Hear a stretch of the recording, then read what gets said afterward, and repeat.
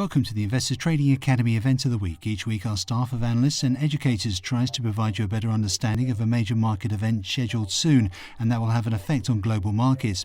Although US politics, especially primary races, usually have little effect on the financial markets, but this year's primary race has sparked interest around the globe.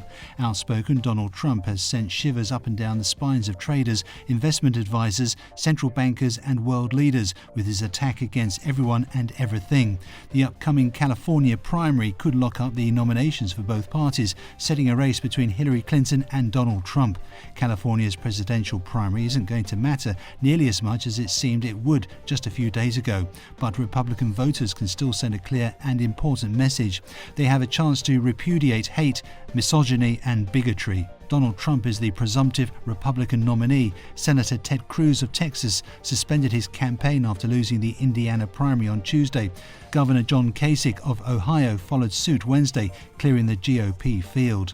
Republicans who want to protest Trump and who care about the future of their party should vote for Kasich, by far their best choice on the June 7th ballot. Kasich has compassion for have-nots and a wealth of experience in Congress and is a governor. Much to his credit, he steadfastly refused to take part in the name-calling and demagoguery that sullied the GOP campaign. In his pitch to California Republicans last week, he advocated for the mentally ill, those addicted to drugs and others in need, appealing to the best in us. The California primary is suddenly more important on the Democratic side. While Hillary Clinton is way ahead in delegates, Senator Bernie Sanders of Vermont narrowly won Indiana and is well positioned in other contests before June 7. He'll have momentum, and Clinton will almost certainly need a sizable number of California's 546 delegates to clinch the nomination. We endorse Clinton because she is by far the most qualified, experienced and prepared candidate. Indeed, the former First Lady, US Senator and Secretary of State may be the readiest to become president on that first day of anyone in recent history.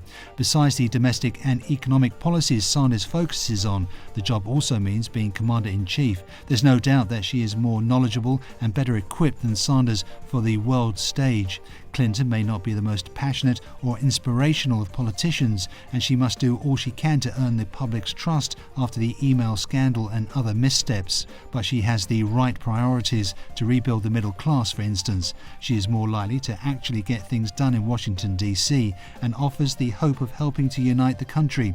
Democrats should embrace this historic opportunity for our nation to have its first female president.